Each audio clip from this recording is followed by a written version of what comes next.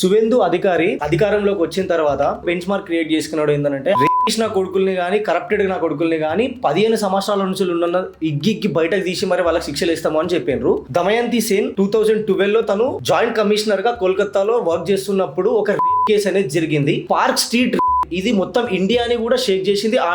ఆ టైంలో ఉన్న గవర్నమెంట్ వచ్చేసి టీఎంసీ మమతా బెనర్జీ గవర్నమెంట్. అప్పుడు ఆ ఎంత దారుణంగా జరిగింది అంటే ఒక అమ్మాయిని క్లబ్బింగ్ అయిపోయిన తర్వాత నైట్ లో వెళ్తుంటే 5 రన్నింగ్ కార్ లో రేప్ చేసేసి పార్క్ స్ట్రీట్ రోడ్డు పైన పడేస్తే ఇది అసలు జరగలేదు, ఇది ఒక ఫేక్ స్టోరీ క్రియేట్ చేసిండ్రు, ఫేక్ నరేటివ్ రన్ చేస్తుండ్రు, మా పార్టీని మా గవర్నమెంట్ ని డౌన్ ఫాల్ చేయడానికి చేసిండ్రు అని చెప్పేసి మమతా బెనర్జీ ఇంత గలీజ్ గా క్లెయిమ్ చేసింది. కానీ ఎంత ఒత్తిడి వచ్చినా ఎంత మంది ప్రెషరైజ్డ్ చేసినా కూడా ఈ ఆఫీసర్ కమిషనర్ ఆఫీసర్ ఎవరైతే ఉన్నారో ఆమె మాత్రం ఎక్కడ తగ్గకుండా ఈ రేపిష్ కొడుకుల్ని జస్టిస్ ముందరికి తీసుకొచ్చి 10 years వరకు జైలు శిక్ష ఇప్పించింది. ఆమె వెళ్ళిపోయిన తర్వాత నుంచి గత 15 years గా చూసుకుంటే బెంగాల్లో క్రైమ్ రేట్ గానీ కరప్షన్ గానీ గూండాయిజం గానీ టూ మచ్ అయిపోయింది. ఈ దమయంతి ఫస్ట్ దాంట్లో రాగానే ఆమె చెప్పిన స్టేట్మెంట్ ఏంటి అంటే ఇప్పటి వరకు 15 years లో జరిగిన ఇప్పటి వరకు 800 రేప్ ని ఆ కేసెస్ ని రీఓపెన్ చేసిన తర్వాత దాంట్లో ఉన్న నిందితులని ఖచ్చితంగా శిక్షిస్తాం, వాళ్ళని లోపలేస్తాం అని చెప్పారు. ఇది చెప్పంగానే మొత్తం బంగ్లాదేశ్ అంతా ప్రశాంతంగా ఉంటే టీఎంసీ లీడర్లకు మాత్రం వణుకు పుడుతున్నది.